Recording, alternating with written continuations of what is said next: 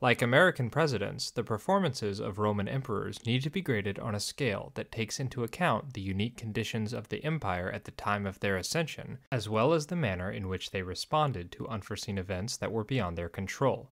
So because no two emperors presided over the same circumstances, we have to look at things like their military record and economic outcomes in context.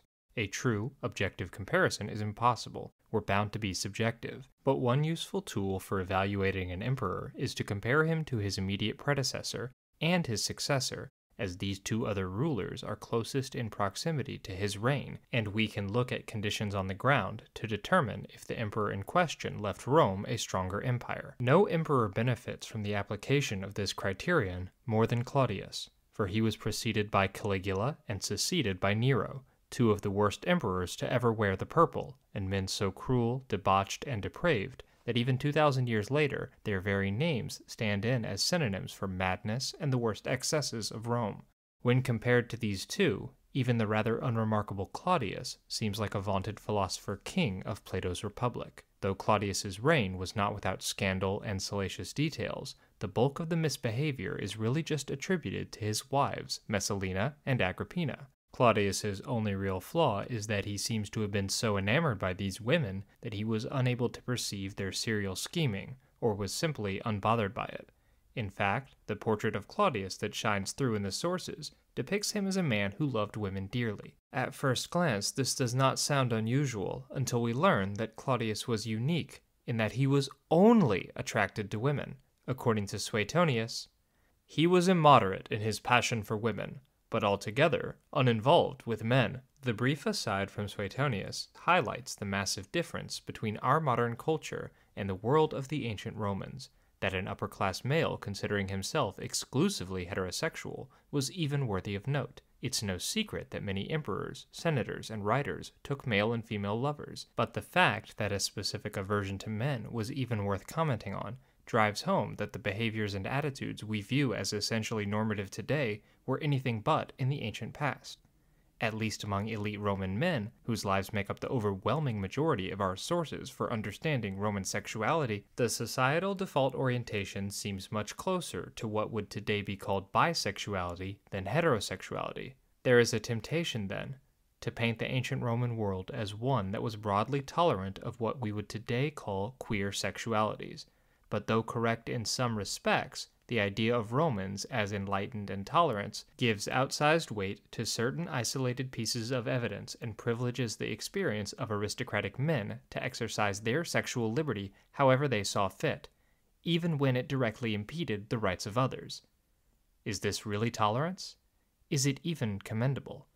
But before we begin in earnest, an important note on language. You may have noticed that already I am leaning on terms like what would today be considered, as I look for the appropriate application of modern terms to ancient Roman sexuality. The radical difference between our cultural norms and expectations and those of the Romans make any one-to-one comparison impossible. Ancient Latin even lacked terms for homosexual and heterosexual, because this was not the lens through which sexual attraction or even behavior was processed. In fact, if we tried explaining our concept of homosexuality to the Romans, they would likely find it incomprehensible, as they did not fundamentally distinguish between the maleness or the femaleness of their sexual partners.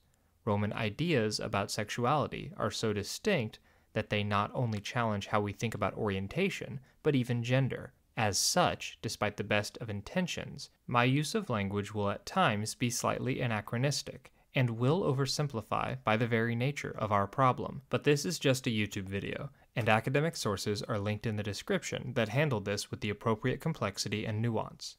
It is well known, even at the popular level, that instead of being based on a diverse spectrum placing the heterosexual and homosexual identities at opposite poles, Roman sexual identity was primarily structured around a simple binary that distinguished between the active and the passive partner. In the Roman world, sexual intercourse was defined as penetration, and the ancient mind did not consider other associated acts to be true sex. It's one of the reasons why male writers from the period find lesbians so baffling. They were viewed as incapable of actual intercourse, but not simply because the partners lacked the necessary equipment, but also due to the fact that their relationships were not based around granting social power to the penetrator and removing it from the penetrated partner. Their relationships fell outside the active-passive dynamic, and just couldn't be considered sex in any way that made sense to our male sources, though I'm sure the women involved would vehemently disagree. This focus on penetration shows the deficiencies in the active-passive model that ancients relied on to interpret sexual desire and behavior, because it almost entirely omits women as independent subjects with their own wants and needs. But owing primarily to our lack of sources on lesbian life in Rome, this video will be focused on the social dynamics of male-male relationships. A male Roman citizen could act as the dominant party in any pairing without fear of social sanction, so long as his partner was suitable. For straight sex, this meant he should abstain from women belonging to elite social circles, such as the daughters or wives of fellow aristocrats. Extramarital affairs were supposed to be confined to prostitutes, slaves, freedwomen, or women with no real social standing. If a Roman aristocrat sought male relationships, then the stipulations on his partner were remarkably similar. Sex should be limited to individuals of lower social standing. If you're enjoying this video, please do us a favor by liking, commenting, and subscribing. We're a small channel, and this is the only way to get the almighty YouTube algorithm to notice us. Furthermore, you can help Tribunate become more sustainable by becoming a member for as little as 99 cents a month. Thank you for all of your support. His relationships were supposed to be confined to people such as male prostitutes or slaves, for these relations were not perceived as affecting his masculine status or virtue as a Roman man, so long as he remained the active partner. He had to take pleasure from the body of his partner, with no real concern for giving it. Only libertine writers like Ovid speak of the need for mutual satisfaction. This strange stipulation is what made a man performing oral sex on a woman taboo. This act was considered effeminate, but actual sex with a male partner was permitted, so long as the citizen was active. Similarly, being too driven by sexual desires was viewed as effeminate, even if the partners were only women. A true Roman man enjoyed sex, but only in moderation. Giving himself over entirely to pleasure, even heterosexual pleasure, made him weak. This dichotomy flies directly in the face of how orientation and sexual practice are perceived today, helping to highlight how elastic these notions really are. A Roman aristocrat could pursue both males and females for sex with equal vigor. Indeed, it was probably expected that he would pursue both. A passage from Horace shows us that the poet certainly didn't discriminate, but instead gravitated towards whatever was closest. Wouldn't it be better to ask what boundaries nature sets to desire, what privations she can stand, and what will grieve her, and so distinguish solid from void? Do you ask for a golden cup when you're dying of thirst? Do you scorn all but peacock or turbot when you're starving? When your prick swells then, and a young slave girl or boys nearby you could take at that instant, would you rather burst with desire? Not I. I love the sexual pleasure that's easy to get. So though it is clear that male-male relationships were accepted, we must remember that only one of the partners was protected from social scorn, and only if he maintained the strictly defined roles that were outlined for him.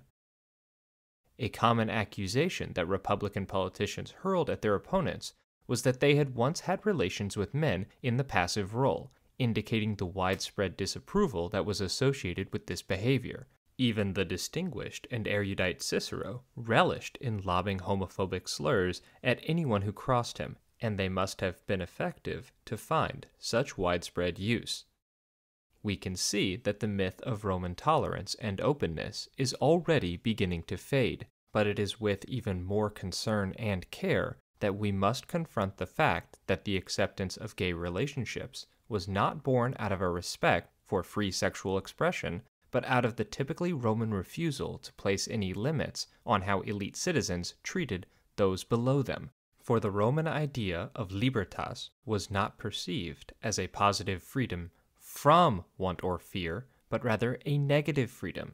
the ability to act without hindrance when subjecting slaves or other non-protected individuals to any debasement or cruelty that the citizen desired. It is this cruel, negative conception of freedom that endeared the Romans to the slaveholding aristocrats of the American South thousands of years later, and the twisted idea of Roman libertas lies at the heart of those who cry tyranny whenever governments, unions, or even popular movements demand that the elite treat their fellow man with some measure of dignity.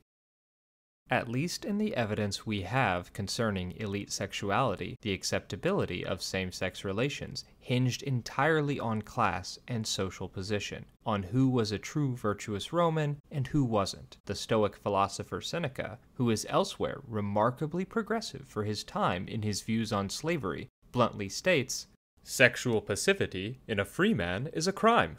For a slave, a necessity. For a freed slave, a duty." This passage underscores the earlier quotation from Horace, where he lightheartedly describes rape. Slaves, male and female alike, had no sovereignty over their bodies, and the systematized, society-wide sexual abuse of millions of enslaved persons is one of the most horrific aspects of Roman culture. This stark divide highlights one of the chilling aspects of Roman sexuality, and indeed of the entire society: the reduction of nearly all interpersonal relationships to hierarchical, class-based interactions, because at least officially, elite Romans never considered gay relationships as being built on the love and respect shared between two consenting adult partners. In fact, the prevalence of the term boy in love poetry for males indicates that they preferred when one of the partners wasn't an adult. For these reasons, none of the actual relationships conveyed to us in our sources meet anything resembling modern standards of consent. We do hear of marriage ceremonies for men during the early empire, but the specifics of these relationships are unknown. Let us hope that they were something more akin to the romance we recognize today than the exploitation tolerated in officially sanctioned relationships. Again, we must stress that this exploitative character was not unique to gay relationships. The women that Roman men sought for their affairs were also typically their current slaves, freed women, which were their former slaves, or prostitutes, which usually just meant they were someone else's slaves. It's a horrifying picture that emerges of Roman society when you realize that love and human connection, the very things that give us the most meaning in life, were entirely subsumed by class dynamics and a desire to preserve male privilege. But despite our lack of comprehensive evidence for sexual practice outside the upper rungs of Roman society, I am confident that the official narratives that we have of elite behavior do not reflect the broad mosaic of Roman life across its many regions or its long history. Even at the upper strata, we know nothing about the individual lives of countless Romans. Societal taboos are always transgressed, and certainly some Romans were able to find love outside of the official bounds prescribed by ideology. We know even less about what true romance looked like for the lower classes, but within the social groups that were less weighed down by official ideology and a need to climb the social ladder, I believe there can be more reason for optimism that true love bloomed.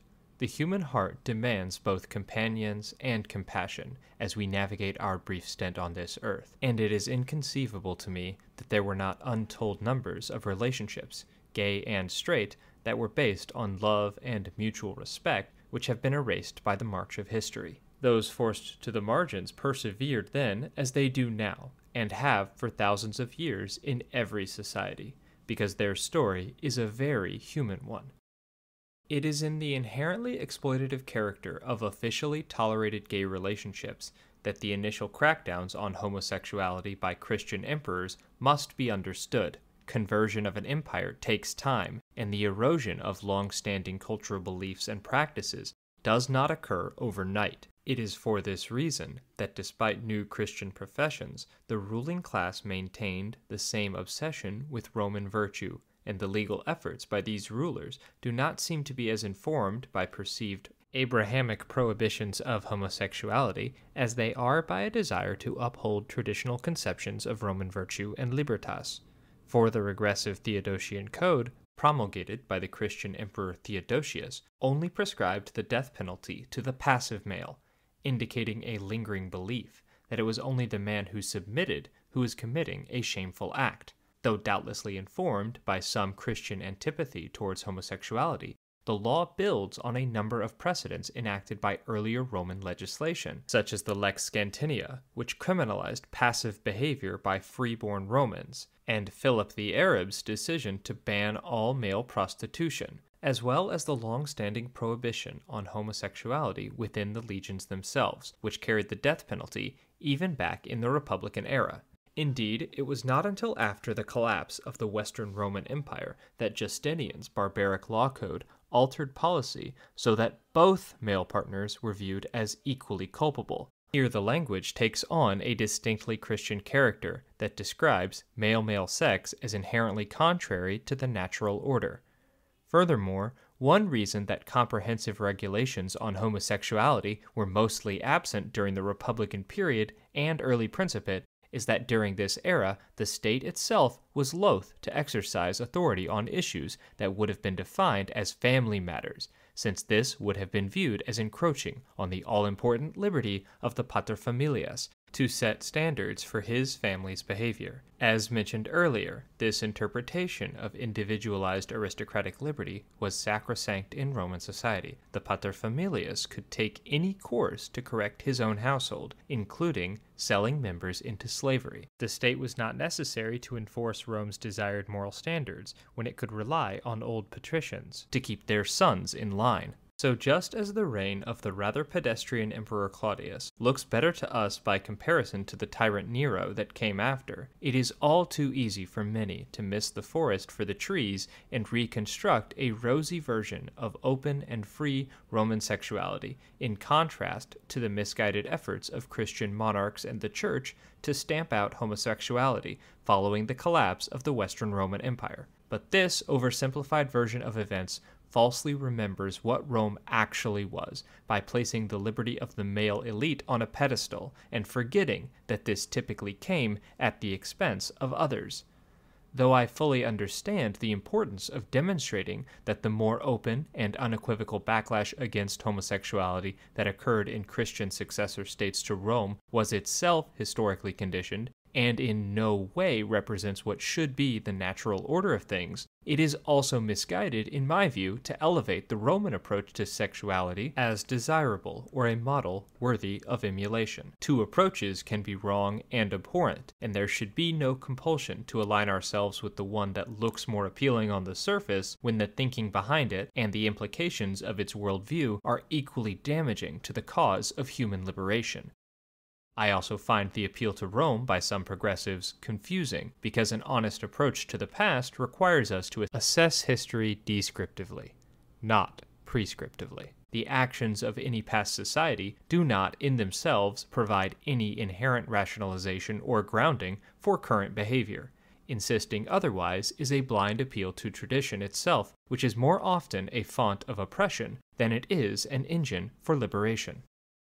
We can and should learn from the past. Indeed, that is the entire goal of this channel, but merely pointing out that the Romans or any other society engaged in certain behaviors is not a reason in and of itself for us to adopt them. Those seeking greater rights and freedoms for historically marginalized groups must realize the past is a foreign country, and we are citizens of the future. We must work to pull humanity further out of darkness, false consciousness, and oppression with each generation, but that requires an accurate assessment of where the maladies actually lie, and a refusal to tell half-truths that advance the cause in the moment, but risk catapulting us all further back in the long term. We know now that true liberation and true tolerance require the elevation of all around us and a refusal to subvert the dignity of another to satisfy our own needs, wants, or desires. But watching views shift from the Romans to the modern day, we know that progress is never a straight line and is far from guaranteed. So continue living your life with hope, dignity, and bravery, not simply because you deserve to, but because there is a future to win.